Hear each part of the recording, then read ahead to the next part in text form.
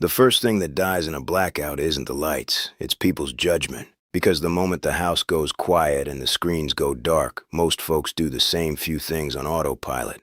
They grab their phone, they fling open the fridge, they light candles everywhere. They start improvising with generators and heaters.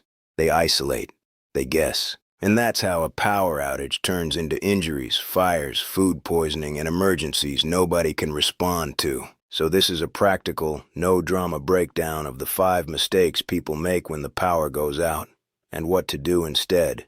Not doomsday, not paranoia, just a calmer playbook that keeps you from hurting yourself while you're trying to handle it.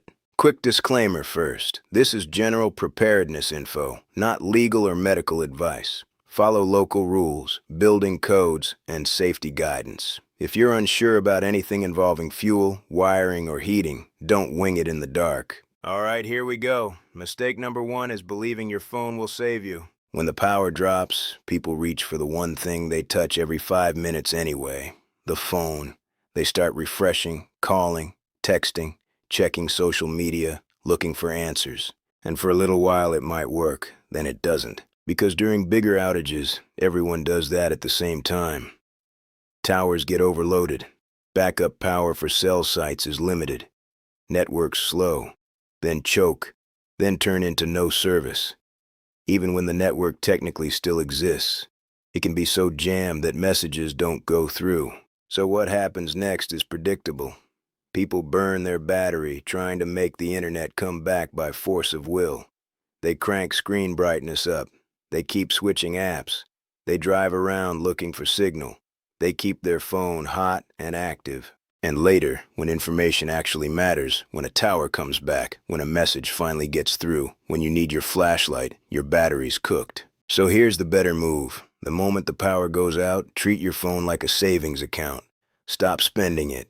Turn off what you don't need. Close apps. Lower brightness. If it looks like this won't be a quick flicker, power the phone down and check it in short windows, not constantly. And if you want information, go analog. A battery-powered radio, especially AM, can still get emergency broadcasts in situations where phones are useless. It's not as exciting as doom scrolling, but it works. That's the point. Mistake number 2 is treating your fridge like a snack bar. The power goes out and suddenly everybody has the same thought. We better eat everything before it goes bad. So they open the fridge, then they open it again, then someone grabs a drink, then someone checks the freezer.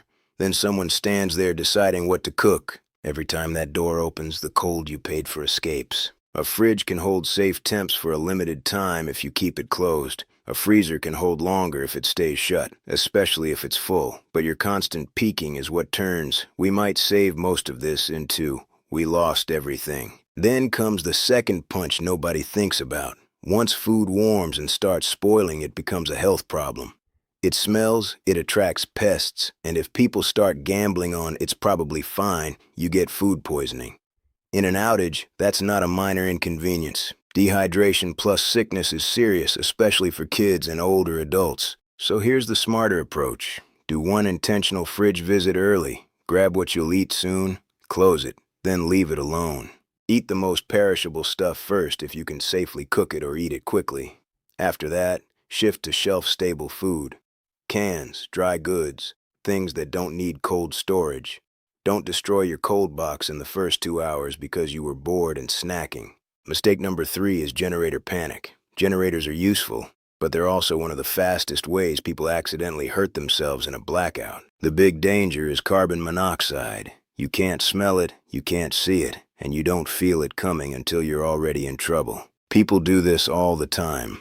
They run a generator in a garage with the door open. They run it on a porch.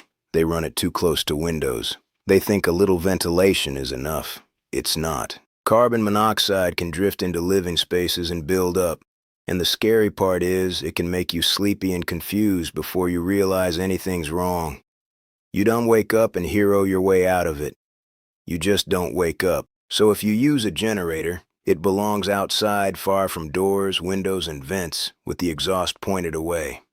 Many safety agencies recommend at least 20 feet away from the home.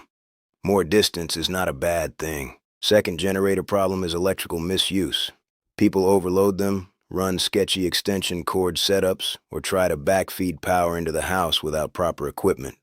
That can damage your wiring, create fire risk, and it can even endanger utility workers if power restoration is underway. So keep it simple. Only power what you truly need. Know your generator's limits. Use proper outdoor rated cords. And if you want your generator to run household circuits, do it the right way with a transfer switch installed by someone qualified. Also, test your generator before you need it.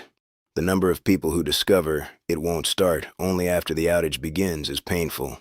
Fresh fuel, basic maintenance, and a quick test run now saves you the stress later. Mistake number 4 is open flame and creative heating. When the lights go out, people reach for candles like it's the year 1800. They light one, then another, then another. Then they set them on random surfaces while they move around doing other things. That's how curtains catch. That's how papers ignite. That's how somebody falls asleep and wakes up to smoke, or doesn't. And it's not only candles. People run gas stoves for heat. They bring indoor camping gear inside. They use heaters with bad cords. They burn stuff they shouldn't burn. They try to heat a whole room when what they really need is to keep their body warm. So here's the safer mindset. Light is not worth a fire. Use LED lights if you can. Battery lanterns, headlamps, even small clip lights. They're brighter, safer, and they don't turn your living room into a tinderbox. For warmth, stop trying to heat the house and start thinking warm the person. Layer clothing, use blankets. Create a smaller warm zone, one room or even one sleeping area. Your body heat trapped under layers does more for you than risky improvisation. If you do use candles, treat them like you're babysitting a campfire. Stable holder, away from anything that can burn, never unattended, and out before you sleep. No exceptions. Mistake number 5 is the one that gets people quietly, going it alone. Most people's instinct is to bunker down and focus only on their household, which makes sense emotionally, but it can be deadly in real life because blackouts create small emergencies that become big ones when nobody notices. Someone elderly runs out of a battery for a medical device. Someone falls in the dark. Someone is cold and doesn't want to bother anyone. Somebody can't get information. Somebody's phone is dead and they can't contact family. A blackout is one of the few disasters where basic community coordination can literally save lives without anyone doing anything heroic. So I'm not saying open your door to strangers and become the neighborhood savior. No, I'm saying have a simple check-in plan. Know who in your building or on your street is vulnerable. Older neighbors, people with medical needs, single parents, anyone who might have trouble. A quick knock and a "you okay?" can prevent a tragedy. And it works both ways. Your neighbor might have the one thing you don't. A spare battery, a radio, a charger, a tool, information from a different part of town. In a blackout, cooperation can turn stress into something manageable.